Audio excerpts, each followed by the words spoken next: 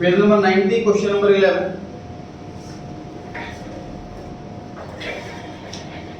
CA एडयू और गेट के पार्टनर है फर्म में 2:1 की ratio. On 31 March 18 balance sheet given है जी। बैलेंस शीट में से देख करके मैंने कैपिटल लिख ली है तीनों की बाय बैलेंस बीडी के नाम से क्रेडिट साइड। पता है जी बैलेंस शीट में ऐसी कौन कौन सी आइटम है जिसे बिना कर एडजस्ट करना? जनरल रिजर्व और सिर्फ general reserve. Employees provident fund, ये एम्प्लॉइज का पैसा है जो हमने उनको रिटायरमेंट में देना। ये पार्टनर्स का अपना पैसा नहीं है जो पार्टनर, इसे नॉर्मल लोन या क्रेडिटर की तरह ही ट्रीट करें। बैलेंस शीट के नीचे लिखा है जी एडी रिटायर होते हैं इस डेट पर। जो पहले वाला पार्ट जो सेकंड नंबर पे पार्टनर था इसका 2/5 शेयर था। और plant and machinery was under valued bye 10%। आ जाए जी कौन आ रहा?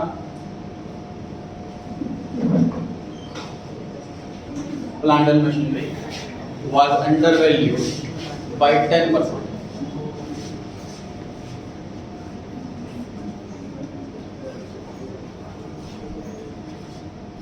बाकी सब कोशिश करें कॉपी पे खुद ही कर लें। इनफैक्ट ये हैबिट बनाओ, अगर आप अकाउंट में कुछ करना चाहते हैं तो घर से ही क्वेश्चन आगे के करके लाएं। जैसे मैं अभी 11th करवा रहा हूँ, जो आगे क्वेश्चन है वो आप घर से ही पहले से करके लाएं। जितना हो पाए उतना। पनिशमेंट नहीं लगे तो वो छोड़ दी, बाकी कर लिया। तो क्लास में कॉन्फिडेंस अलग ही रहता, आपका लिखने में नहीं सिर्फ सुनने पे फोकस रहता।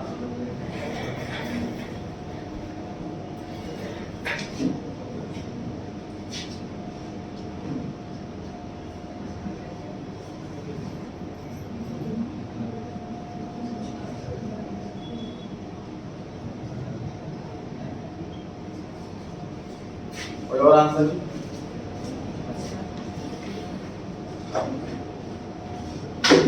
जगह बता कर देता हूँ।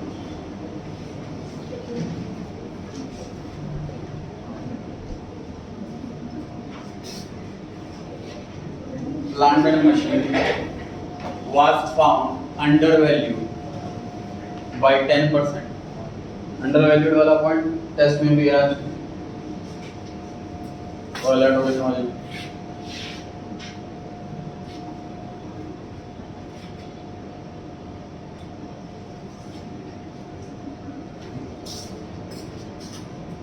और कोई आंसर? इसको लगता है इससे डिफरेंट आंसर है उसका, वो एंट्रेस कर सकता है और जा सकता है।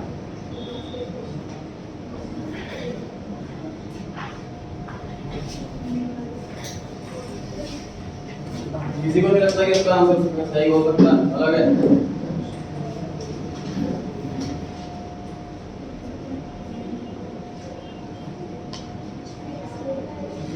अच्छा वो चला आंसर बोलना नहीं बोर्ड पर आएगी।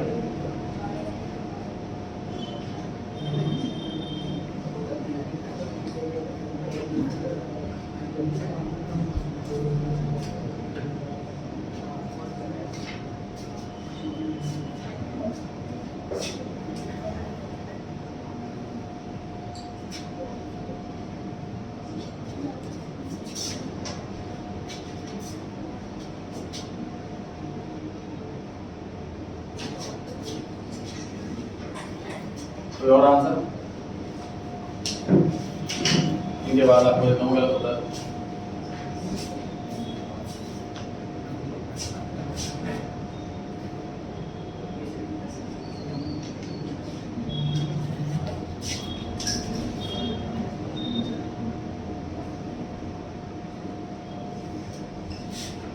करेक्ट है। Asset was found under valued, इसका मतलब हमने जब बुक्स चेक करी तो हमने देखा कि हमने अपनी बुक्स में वैल्यू कम लिख रखी है एक्चुअल वैल्यू से। बुक्स की वैल्यू में बढ़ानी है एक्चुअल वैल्यू तक, तो एसेट की वैल्यू बढ़ानी है। ये प्रॉफिट वाली बात, प्रॉफिट रीवैल्यूएशन के क्रेडिट साइड में आता है, डेबिट साइड में नहीं। पहली बात, अमाउंट में चर्चा बाद में करेंगे, पहले आप ये चीज समझिए कि एसेट की वैल्यू बढ़ानी है कि घटानी है, ये चीज समझिए। अंडर वैल्यूड का मतलब कि वैल्यू हमने बुक्स में कम लिखी हुई है, जैसे कि नहीं कहते जॉब वाले कि मुझे अंडर वैल्यू किया जा रहा है, मेरी वैल्यू नहीं करी जा रही, मैं डिजर्व ज़्यादा सैलरी करता हूँ, मुझे कम सैलरी दी जा रही, रियल वर्थ ज़्यादा है, ये मतलब होता है अंडर वैल्यू का, कि रियल वर्थ ज़्यादा है। तो एसेट की वैल्यू बढ़ानी है तो एसेट में मुझे प्लस करना है, और एसेट की वैल्यू बढ़ना प्रॉफिट वाली बात है, तो ये आएगा रिवैल्यूएशन अकाउंट की क्रेडिट साइड। समझ पा रहे हैं कि कहाँ आएगा, प्लस करना है कि माइनस करना है। अब अमाउंट पर चर्चा करते हैं। सर रियल वैल्यू कितनी है ये नहीं पता मेरे को, मान लेते हैं 100 रुपए, तो 10% घटा करके मतलब मुझे 90 पर दिखा रखा है, ये मतलब है कि 10% से अंडर वैल्यू है, तो मुझे जितनी सैलरी मिलनी चाहिए मुझे उसका 20% कम मिल रही है। मुझे सैलरी मिल रही है 80,000, तो मैं कितने डिजर्व करता हूँ 1 लाख, तो 80,000 का 20% करके 1 लाख नहीं आएगा, वो तो 96 आएगा। समझो इस चीज को, तो मैं कह रहा हूँ कि मेरे को 80,000 सैलरी मिल रही है और जितनी सैलरी मिलनी चाहिए उससे 20% कम मिल रही है, तो मुझे कितनी सैलरी मिलनी चाहिए ये हिसाब लगा। और आसान सा एग्जांपल देता हूँ सर, इंडिया में मान लेते हैं इनकम टैक्स का रेट जो है वो 30% है,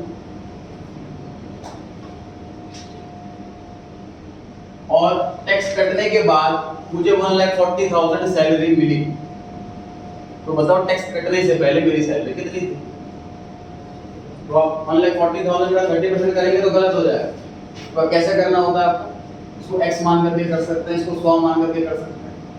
मेरी माइंड में परसेंटेज चलती है, परसेंटेज मान करता हूँ, ये अगर सैलरी 30% है तो मेरे पास 70% बचता है, तो उसको मैं 70 से डिवाइड कर दूंगा।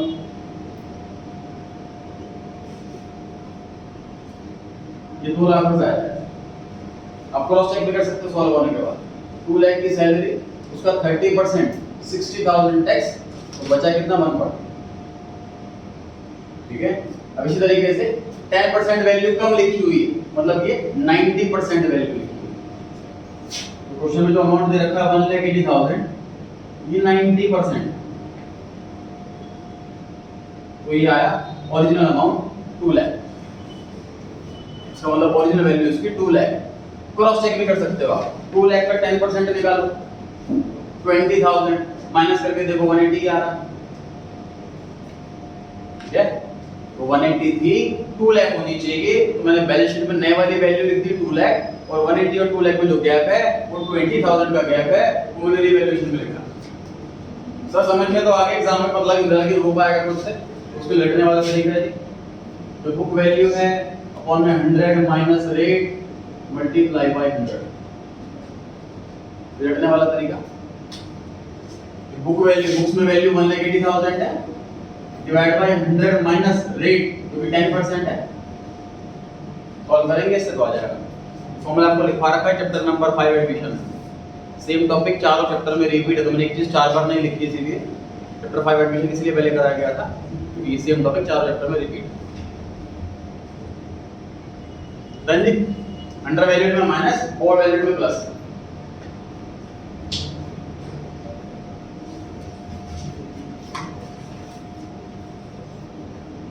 पॉइंट नंबर 2, आज ये हैंड रेस करें फटाफट से। पॉइंट नंबर 2 के लिए कौन आ सकता है?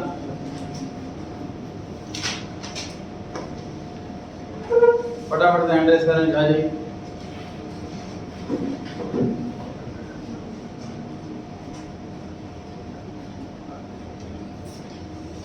पॉइंट नंबर 2 में लिखा है कि प्रोविजन फॉर डाउटफुल डेट्स, ये मुझे इंक्रीज करना है, बढ़ाना है, कहां तक? 15% तक बढ़ाना।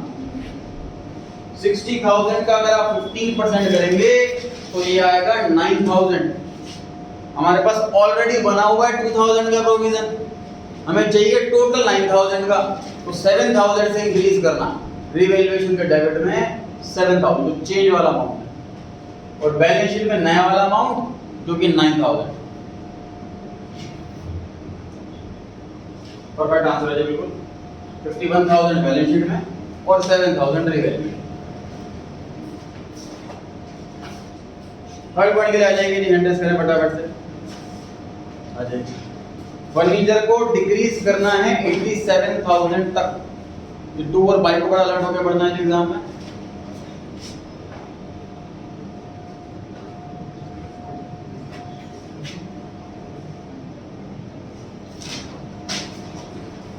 वाली वैल्यू 87,000 है, पुरानी वैल्यू कितनी है 90,000। 90 से घट करके 87 रह गया, 3000 से कम हो गया, 3000 का नुकसान हो गया, revaluation account debit side 3000।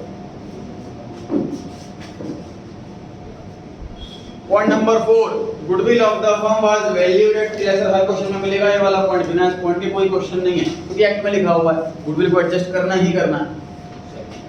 एड्यूस share was to be adjusted through capital account of C and गेट, और क्वेश्चन में कोई इंफॉर्मेशन नहीं। ओल्ड रेशो कितनी है,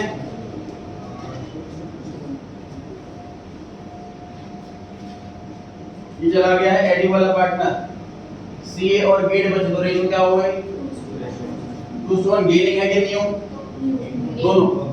दोनों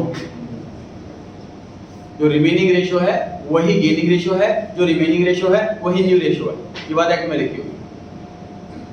फटाफट पॉइंट नंबर 4 के लिए कौन आ रहा है,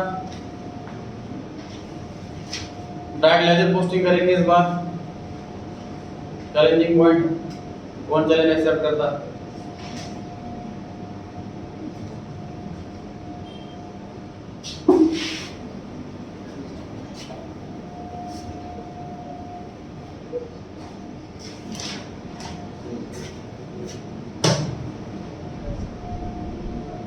कोई मिनी सी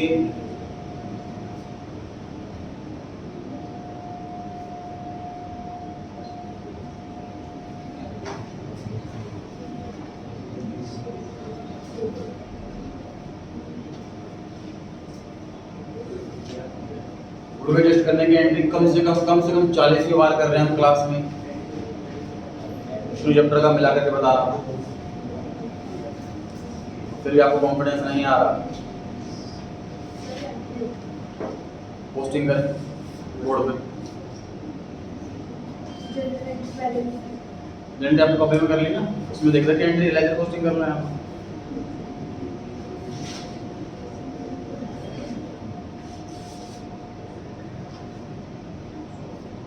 टेस्ट में +1,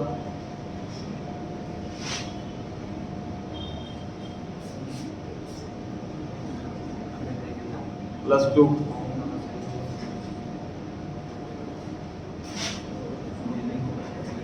+3,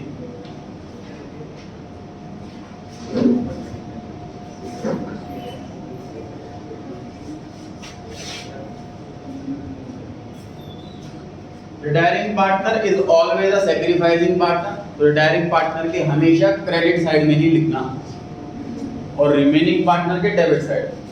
रिमेनिंग पार्टनर इस क्वेश्चन में है सीए और गेट।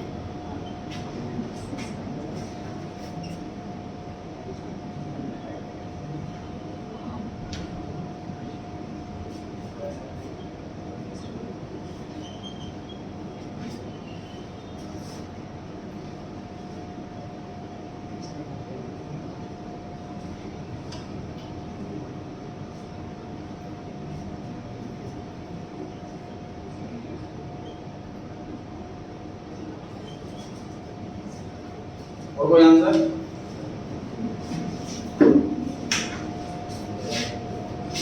लेजर पोस्टिंग बिल्कुल सही कर रखी है इन्होंने, मिस्टेक क्या कर रखी है कि 3.5 लाख रुपए दे दिए गेट एडी को, पूरी गुडविल नहीं देनी किसी एक पार्टनर को। टोटल गुडविल 3 लाख है और एडी का जो शेयर है वो शेयर है 2/5। एडी का जो शेयर है वो है 2/5, तो 3 लाख का 2/5 करेंगे हम, जो 120 आएगा। 3 लाख का 2/5 करेंगे तो ये आएगा 120, 1,20,000 रुपए। तो रिटायरिंग पार्टनर को टोटल 120 ही देने हैं। 120 कौन से रेशो में देंगे सर? गेनिंग रेशो में। 120 को बांट दो आप गेनिंग रेशो में, 80 और 40 आएगा, 80 और 40। एग्जाम में तो पोस्टिंग ही करनी है डायरेक्ट, पोस्टिंग वाला पॉइंट समझने को जरूरी है। आप दो चीज को स्ट्रॉन्ग कर लो ना घर पे, बस एक रिवैल्यूएशन और एक गुडविल वाला पॉइंट, तो आपके 8 में से 4 नंबर कहीं नहीं गए। सिर्फ ये 2 काम घर पे जाके क्या करना है कि बुक खोलनी है, इलस्ट्रेशंस खोलने, और क्वेश्चन बड़े बड़े होंगे उसमें, रिवैल्यूएशन भी, पार्टनर्स कैपिटल भी, एडजस्टमेंट भी, बैलेंस सब कुछ होगा। आप सोचो मुझे सिर्फ रिवैल्यूएशन का क्वेश्चन रीड करा, करके ग्राफ कॉपी में टी बना लिया, एडजस्टमेंट पड़ी और अमाउंट लिखते रहे, बस इधर 2000 इधर 5000 एडजस्टमेंट लिखते रहे, फिर देखिए प्रॉफिट कितना आ रहा है, फिर आंसर से मैच कर लिया एंड टू एंड। टाइम बड़ा बचेगा, मतलब मैक्सिमम से मैक्सिमम 4 से 5 मिनट में क्वेश्चन हो जाएगा, सिर्फ रिवैल्यूएशन वाला पार्ट, ना पार्टनर्स कैपिटल ना वैल्यू। ऐसे करते चलो सारे इलस्ट्रेशन रिवैल्यूएशन 4 चैप्टर। रिवैल्यूएशन इतना स्ट्रांग हो जाएगा एग्जाम में कभी गलत हो गई 8 में से आपके 3 नंबर तो रिवैल्यूएशन में। उसके बाद इसी तरीके से गुडविल वाला पॉइंट लेना। गुडविल वाला पॉइंट एडजस्टमेंट आपको गुडविल की पड़ेगी इलस्ट्रेशन के अंदर, सोच लिए क्या एंट्री होगी, क्या लेजर पोस्टिंग होगी, रफ में करके देखिए, फिर आंसर से मैच कर लिया एंड टू एंड। सिर्फ गुडविल वाला पॉइंट, सिर्फ एक पॉइंट, सारे इलस्ट्रेशन गुडविल वाला पॉइंट बहुत स्ट्रांग हो जाएगा। ये सीक्वेंस रखो, ऐसे कर रहे हैं हम। क्या करते हैं 8 मार्क्स का पूरा क्वेश्चन लेके बैठते हैं, तो नहीं हो पा रहा, किसी पॉइंट में अटक गए, किसी पॉइंट में अटक गए, कभी गुडविल वाला टफ आया, कभी रिवैल्यूएशन वाला टफ आया, कभी एडजस्टमेंट टफ आ गया, कभी हो ही नहीं पा रहे 2 क्वेश्चन भी, तो आगे मन ही नहीं करता। इफेक्ट है, क्योंकि इसे लगती है वही करने का मन करता है, कुछ चीज नहीं हो पाती है, टफ लगती है, करने का मन ही नहीं करता। इसलिए एक एक पॉइंट को हिट करो, 8 मार्क्स को इकट्ठे स्कोर करने की कोशिश मत करो, 3 2 एक नंबर करके इसको तोड़ो और उसके एक पॉइंट को स्ट्रॉन्ग करो। चलिए वापस आते हैं, पॉइंट नंबर 5 पर आ गए हैं जी। Capital of the new firm was to be in new profit sharing ratio of the contributing partner. ये एडिशन लास्ट में ही की जाती है, अगर खत्म हो चुकी है रिवैल्यूएशन की एडजस्टमेंट, प्रॉफिट लॉस बांट देते हैं जी। टोटल दिख रहा है मुझे क्रेडिट साइड का 20,000, टोटल दिख रहा है मुझे डेबिट साइड का 10,000, इसका मतलब प्रॉफिट आ गया है 10,000। कौन से रेशियो में बांटे हैं इसको? Old ratio.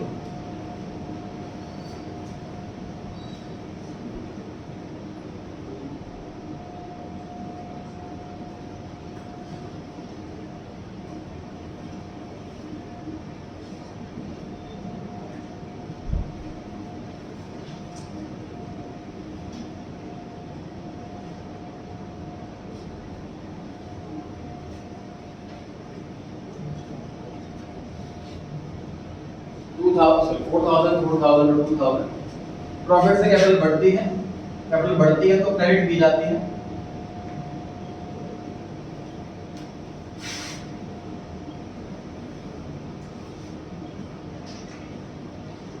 Bye revaluation account, bracket में प्रॉफिट मेंशन करना ऑप्शनल है।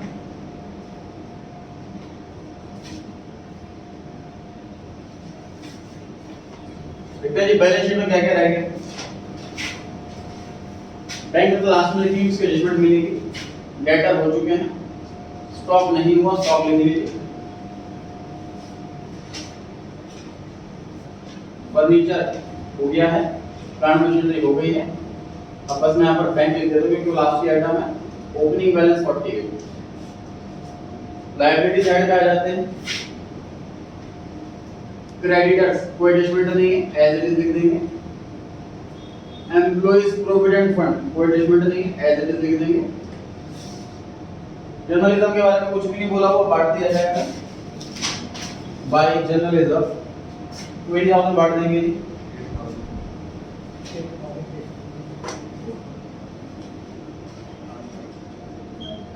8,000 8,000 4,000 ये बांट रहे हैं इनके प्रॉफिट शेयरिंग रेशियो में। ओल्ड रेशियो में कैपिटल किसकी आनी है? सीए और ए। सर एडी जो पार्टनर रिटायर हो रहा है उसके बारे में कुछ भी मेंशन नहीं है कि पेमेंट करनी है कि लोन बनाना है, तो क्या करें ऐसे में बताइए। What is the presumption? Loan. जब भी कुछ मेंशन ना हो तो डायरेक्ट पार्टनर का बैलेंस को लोन बना दो। रीजन नहीं सर, किसी भी फर्म के पास इतना कैश नहीं होता किसी पार्टनर का हिसाब कर दिया जाए, टेम्पररी रूप से लोन बना देते हैं, उसके कुछ टाइम के बाद रिमेनिंग पार्टनर बैंक से लोन के लिए अप्लाई करते हैं, जैसे लोन पास हो जाता है तो डायरेक्ट पार्टनर की पेमेंट कर देते हैं। इस टॉपिक में लोन अकाउंट भी सीखेंगे इस चैप्टर में। लास्ट वीक हो गया था लोन वाला टॉपिक, इस साल जाएगा। चलिए तो मैं यहाँ पर लिख दूं कि यहाँ पर एड्यूस लोन भी आना। एड्यू वाले में सर कोई भी एडजस्टमेंट नहीं बची, गुडविल हो गया, जर्नलिज्म हो गया, रिवैल्यूएशन हो गया, सब कुछ हो गया, खत्म करो उसको लोन बना के।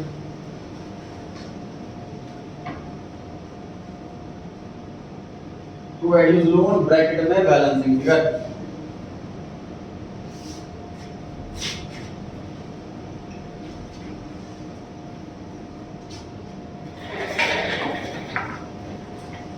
पता है कितना बैलेंस आ रहा है?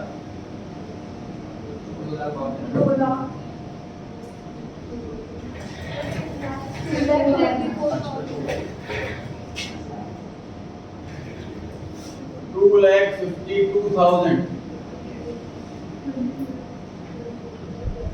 ये आईडी का लोन आ रहा है, मैंने लिख दिया है balance sheet.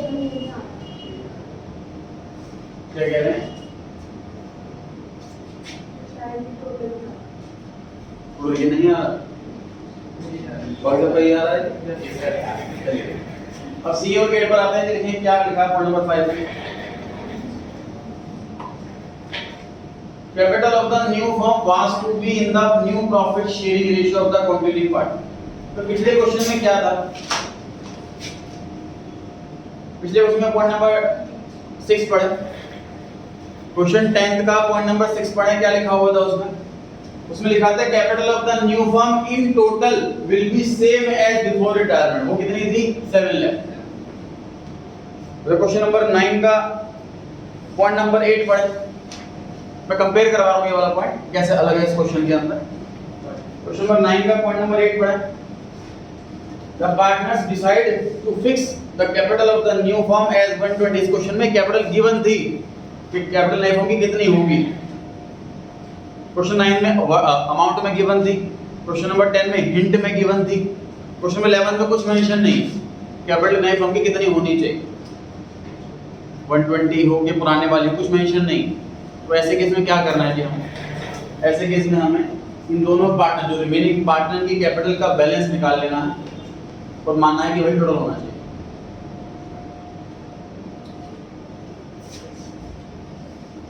Adjustment of capital की वर्किंग ऑर्डर बन रहा है। सीएस कैपिटल और गेट्स कैपिटल टोटल कैपिटल बताएं। Total capital of new firm C का बताएं। इसमें से आपने 80 माइनस कर लिए, कितना बताया? 92,000। सिंपल बैलेंस सीडी लिखा जा रहा है और कुछ भी नहीं, कोई दिमाग नहीं लगाना है इसके अंदर, अमाउंट पता नहीं कहां से आ गया जादू। बैलेंस सीडी है total of credit minus total of debit. Same काम कीजिए गेट के साथ, बताइए कितना आ रहा? 58,000। थोड़ा कर दीजिएगा।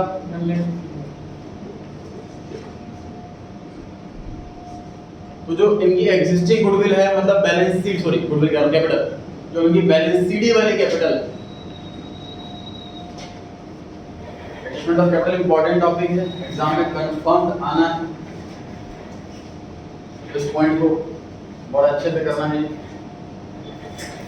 एग्जिस्टिंग कैपिटल जो इनकी आ रही है बैलेंस सीडी वाली, वो रेशियो में नहीं है, बट उसका हमने टोटल करा तो 150 आया, मतलब एट प्रेजेंट इस फॉर्म में कैपिटल लगी हुई है 150, ये मतलब, और ये हमें रेशियो में करना है, इसको बांटना है न्यू रेशियो।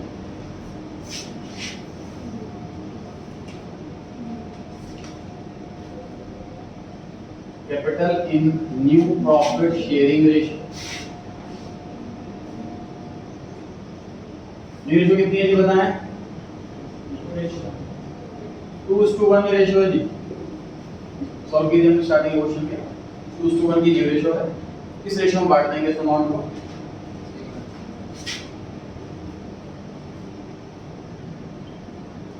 कैपिटल होनी चाहिए सीए की 1 लाख, कैपिटल है कितनी? 92।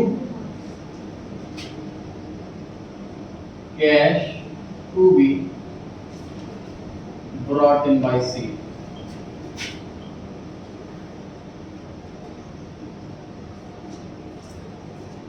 वन लाख कैपिटल होनी चाहिए, एक्चुअल में सिर्फ 92 है, 8,000 रुपए कम है, तो 8,000 रुपए की एडिशनल कैपिटल लगाएगा, मतलब के बाई कैश अकाउंट 8,000 और तब जाकर के इसका बैलेंस सीडी आएगा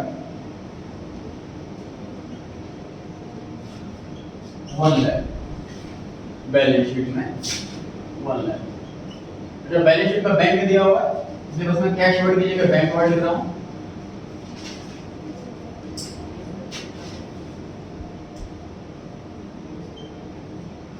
आठ वाला पॉइंट देख लीजिए, अच्छे से टाइम लगाओ, नया पॉइंट है। हमने बैलेंस सीडी से कैलकुलेट करा, कैपिटल सी की 92 आ रही थी, हमने दोनों कैपिटल को ऐड करके न्यू रेशियो में बांट दिया, उस हिसाब से कैपिटल सी की 1 लाख आ रही है। मतलब एक्चुअल में 92 लगी हुई है लेकिन होनी चाहिए 1 लाख, तो 8000 रुपए कम कैपिटल लगी हुई है, इसलिए एडिशनल कैपिटल लेकर के आएगा तो कि इस कैपिटल 92 से प्लस होकर के 1 लाख बन जाएगा। नया पार्टनर पैसा लेकर के आएगा फॉर्म के अंदर, एंट्री होगी bank account debit to CS capital account, capital account credit हो रहा है और बैंक बढ़ रहा है, तो हमने बैंक में प्लस कर दिए 8000, कैपिटल अकाउंट क्रेडिट साइड में लिख दिए, बैलेंस सीडी में 1 लाख रुपए लिख दिया, बैलेंस शीट में 1 लाख लिख दिया, और टोटल करके देखोगे सी का मैच करना चाहिए टोटल बोथ, क्योंकि बैलेंस फिगर भी बचाएंगी, बैलेंस सीडी भी लिख दिया हमने, कैश भी लिख दिया, बैलेंस फिगर भी बचाएंगी, टोटल टैली होना चाहिए। चेक करो टैली हो रहा है कि नहीं। 180 आ रहा है टोटल।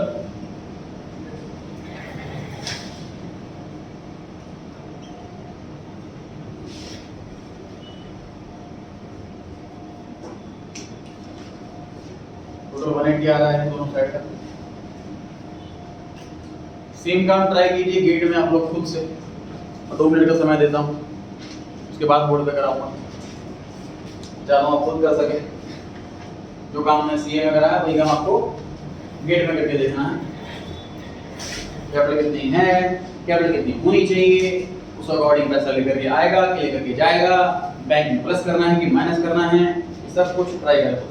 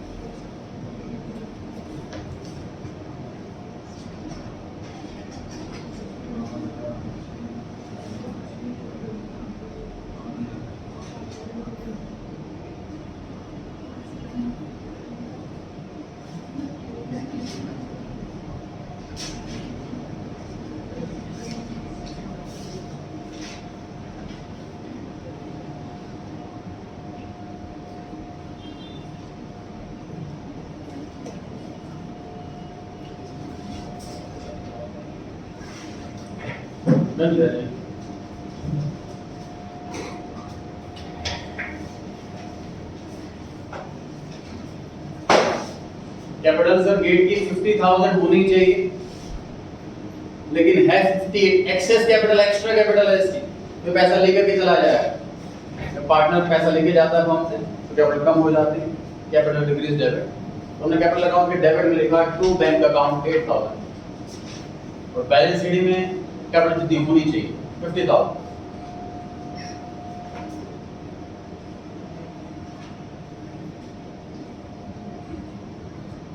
इतना करने के बाद टोटल चेक कर सकते हो, गेट का टैली होना चाहिए दोनों साइड का।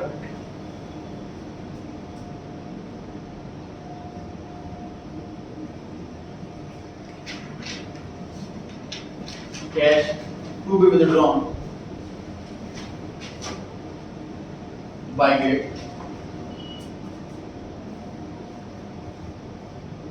58,000 minus 50,000,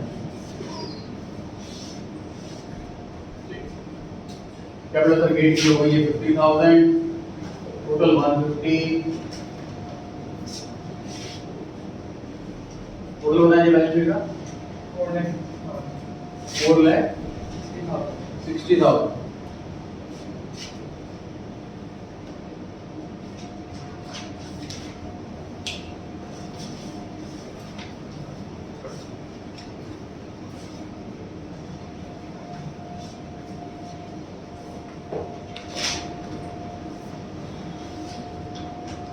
तो जो आपको लगता है अलग सा है नया पॉइंट या कुछ मार्क करते रहे, अगर एग्जाम में आपको पूरी बुक रिवाइज ना करनी पड़े, वही स्पेशल पॉइंट रिवाइज कर लें। जैसे कि इस क्वेश्चन में फर्स्ट और फिफ्थ पॉइंट था, यहाँ पे गड़बड़ होने के चांसेस थे।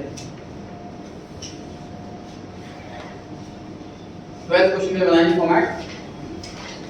क्वेश्चन में एक भी वैरायटी अलग है तो उसमें सेपरेट टॉपिक बना रखा है मैंने, सेपरेट क्वेश्चन बना रखा है ताकि कोई भी वैरायटी कोई भी केस आपका छूट ना जाए क्लास से।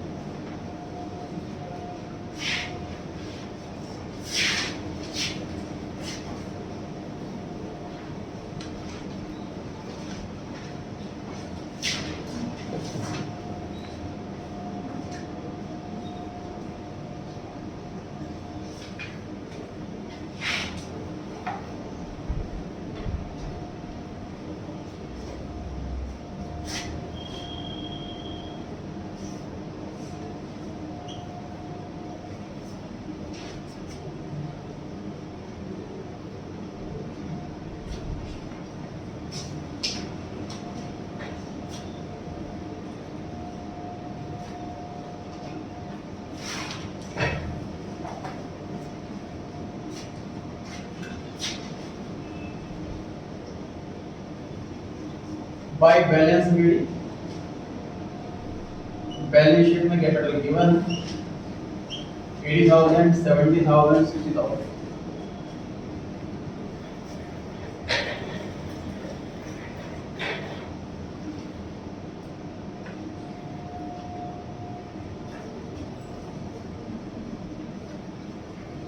हमारा तैयारी सभी का पढ़ते हैं। पी क्यू आर पार्टनर है फर्म में 2:3:5 की रेशियो, 2/10, 3/10, 5/10। 31 मार्च 2020 को बैलेंस शीट दे रखी है। पता है कि नहीं बैलेंस शीट में से कौन कौन सी आइटम है जिसे बिना कहीं एडजस्ट करना होगा। P&L अकाउंट, ये प्रॉफिट है कि लॉस?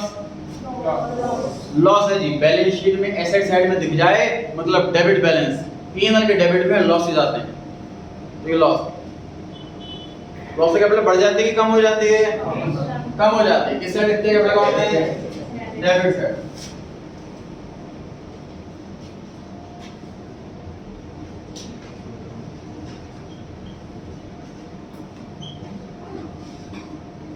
पढ़ते हैं बैलेंस शीट के नीचे क्या लिखा होगा? अबाउट डेट आर रिटायर हो रहा है जिसका शेयर 5/10 था, उसको भगा दिया गया है।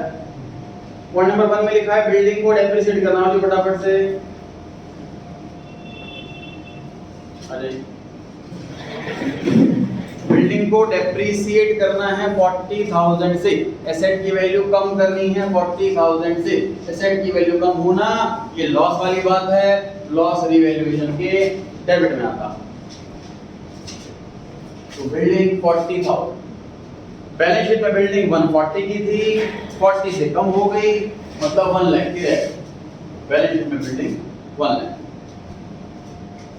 पॉइंट नंबर 2, प्रोविजन मेंटेन करना है 20% तक। आईडी कौन आ रहा है? एंड्रेस करें फटाफट से।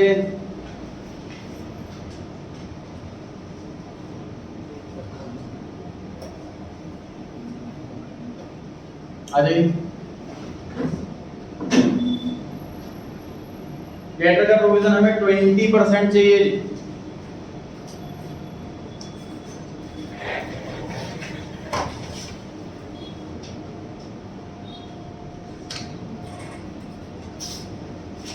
$40,000 का 20% ये हुआ जी 8,000। हमें टोटल प्रोविजन 8,000 चाहिए, ऑलरेडी बना हुआ है 5,000 का, तो अब हमें 3,000 रुपए से इंक्रीज करना। जितने से प्रोविजन इंक्रीज हुआ उतना ही लॉस होता है, इसलिए रिवैल्यूएशन में डेबिट में सिर्फ 3,000 रुपए और बैलेंस शीट में टोटल 8,000। 40,000 का 20% 8,000। 8 ही।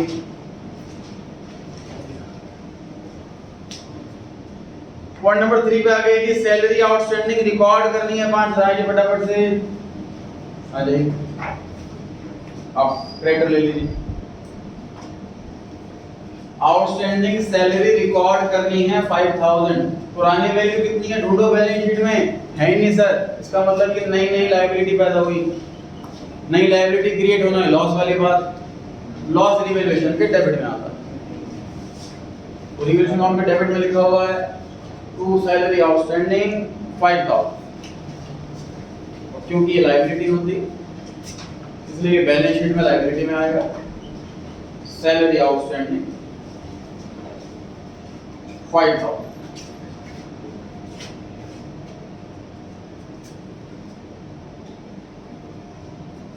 नेक्स्ट, इसी पॉइंट में लिखा हुआ है creditor 4000 will not be claimed. Creditor 4000 रुपए नहीं मांगने वाले, तो बड़ी अच्छी बात है, तो फायदा हो गया, क्रेडिटर पैसे नहीं मांगेंगे। प्रॉफिट होते हैं, वो इनकम होती है, वो क्रेडिट साइड में आती है रिवैल्यूएशन पे, बिल्कुल पीएनएल की तरह होता है, इसलिए हमने पीएनएल बनाया था ना, डेबिट में लॉस, क्रेडिट में इनकम, बिल्कुल वही। बाय क्रेडिटर 4000, बैलेंस शीट में क्रेडिटर है कितने, 70000 के, 4000 से कम हो गए तो कितने बच गए, 66000 के बच गए। Point number 4, goodwill was valued at 72000 and the same was to be treated without opening goodwill account. मतलब स्टूडेंट ने ही बात करनी है हमेशा के लिए। ओल्ड रेशियो है क्वेश्चन के अंदर 235, इसमें कि आर रिटायर हो रहा था हमसे, तो रेशियो कितनी बची, 2:3। 2:3 गेनिंग है कि न्यू है, तो दोनों 2:3 गेनिंग रेशियो भी है, 2:3 न्यू रेशियो भी है। गुडविल बढ़ती है, वो गेनिंग रेशियो बढ़ती है। आइए फटाफट से बोर्ड पर लेजर पोस्टिंग करनी है सीधा।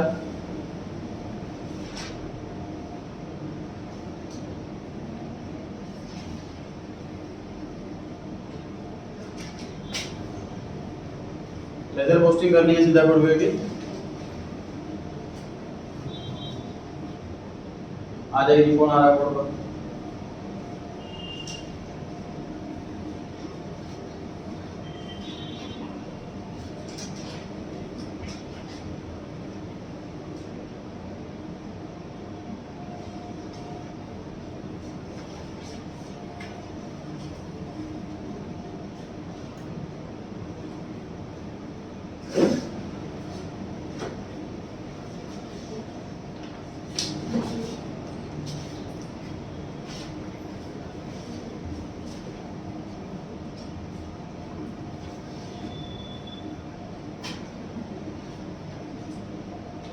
आर रिटायर हो रहा है सर फर्म से, मतलब पी और क्यू कंटिन्यू कर रहे हैं, रिमेनिंग पार्टनर हैं, रिमेनिंग पार्टनर में से ही गेनिंग पार्टनर होते हैं, तो पी और क्यू गेनिंग पार्टनर है, पी और क्यू को डेबिट किया जाए। उन्होंने पी और क्यू को भी डेबिट करा, बिल्कुल सही करा। जो डेबिट में आते हैं वही क्रेडिट साइड के पर्टिकुलर्स में आते हैं। पी और क्यू डेबिट हुए हैं तो वही पर्टिकुलर्स में लिखे जाएंगे क्रेडिट साइड के, by P's capital, by Q's capital. Retire क्योंकि आर हो रहा है, retiring partner is always the retiring partner, इसलिए क्रेडिट भी आर होगा।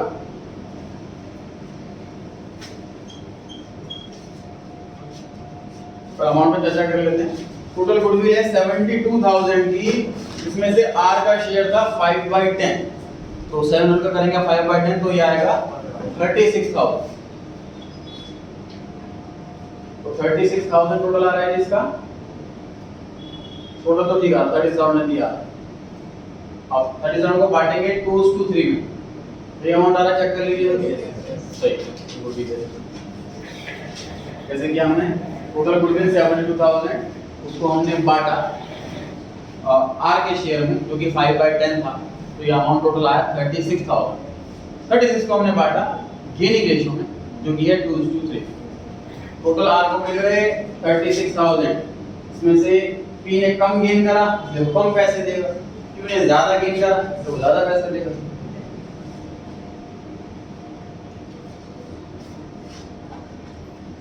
चलिए टोटल बांटते हैं रिवैल्यूएशन का। टोटल आ रहा है डेबिट साइड का 48000, टोटल आ रहा है क्रेडिट साइड का 4000, इसका मतलब टोटल लॉस है 44000।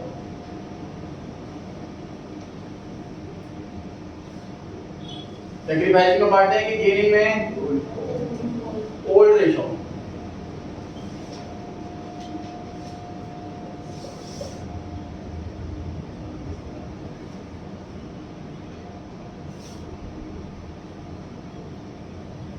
क्रॉस चेक कर लें एक बार। 8800, 13200 और 22000। टोटल लॉस 44000 का है। ये हमने इनकी ओल्ड वाले रेशियो में बांटा है, 2/10, 3/10, 5/10। लॉस से कैपिटल कम हो जाती है, कैपिटल अकाउंट के डेबिट साइड में लिखा जाएगा।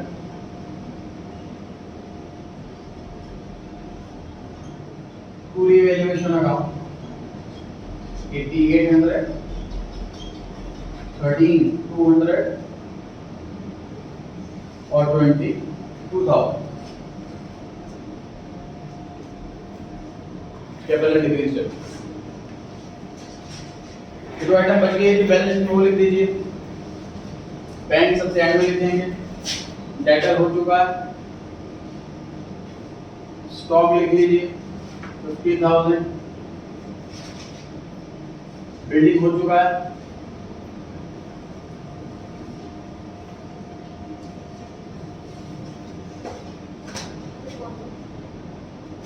लायबिलिटी साइड पे आते हैं। क्रेडिटर हो चुका है, नई लायबिलिटी आज कैपिटल किसकी आएगी, पी और क्यू की।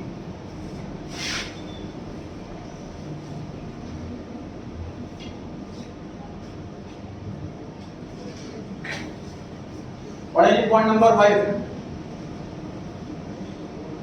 एडजस्टमेंट ऑफ कैपिटल वाला पॉइंट यही है। इसमें लिखा है R was to be paid amount brought in by P and Q as to make their capital proportionate to their new profit sharing ratio। R को payment करनी है, पेमेंट कर देते हैं इसको पहले। बैलेंस शीट में बैंक है इसलिए बैंक के नाम से लिखिए।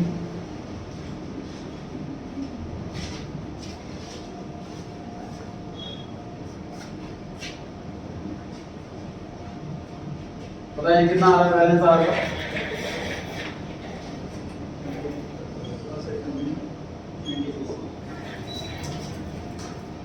96 में से 27 गए।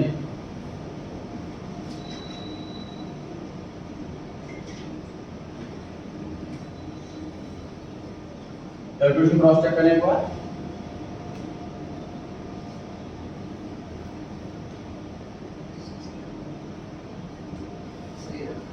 69,000।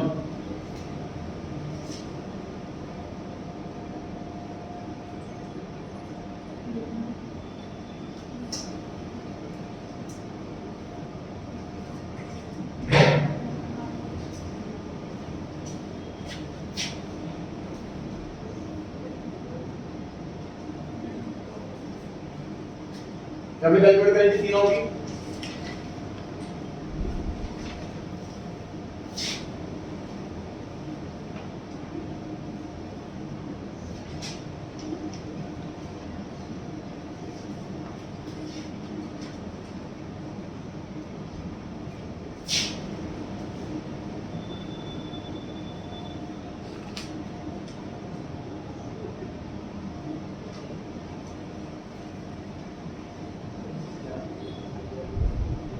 डब्ल्यू कितनी आ रही है, पी की बताएं।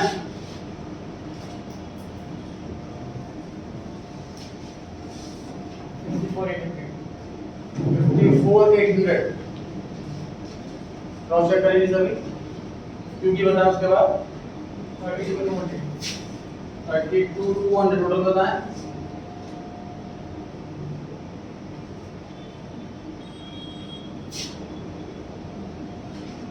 बाकी तो क्रॉस चेक करें साथ साथ कैलकुलेशन। 1,56,000। कैपिटल में लिखी है तीनों की बैलेंस सीडी वाली। कैपिटल लिखी है हमने इसमें तीनों की बैलेंस सीडी वाली। और total of debt credit minus total of debt. Sir capital P और क्यू कितनी तो है ही, इतना कैश पी और क्यू मिलकर के लेकर के आएंगे, कैपिटल बढ़ जाएगी। मतलब कैपिटल नई फॉर्म कितनी हो जाएगी, और ये कैपिटल न्यू रेशियो में होनी चाहिए। तो बांट दीजिए न्यू रेशियो में 1,56,000 का 2/5 और 3/5।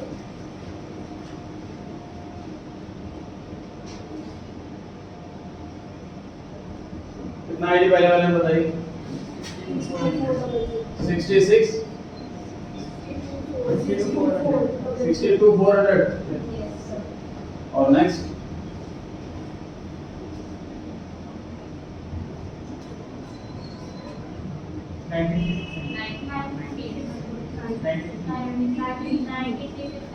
93,600।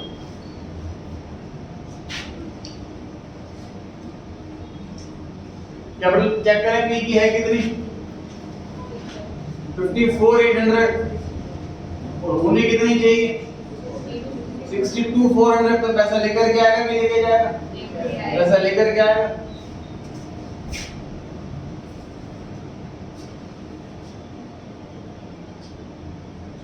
Cash to be brought in by P, capital कितनी होनी चाहिए लेकिन कम है, तो डिफरेंस अमाउंट की कैश लेकर के कितना आया जी बताएं?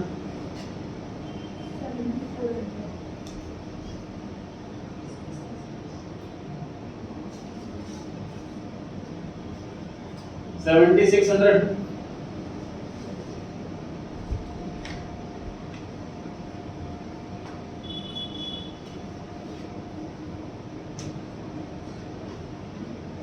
कैश लेकर के आएगा P 7,600 by cash account 7,600। Balance sheet में बैंक है तो बैंक लिख देते।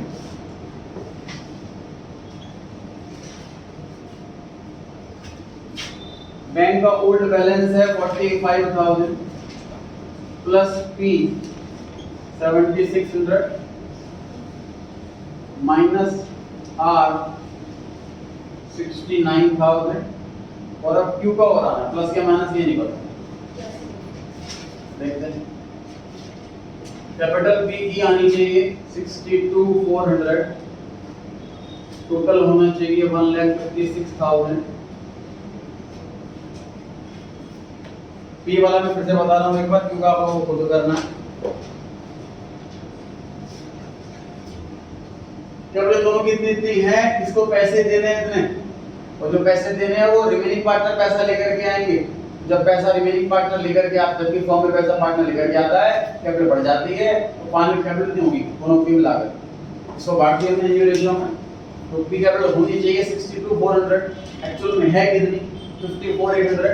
डिफरेंस अमाउंट एक पैसा लेकर के आएगा by bank account, bank balance बढ़ जाएगा।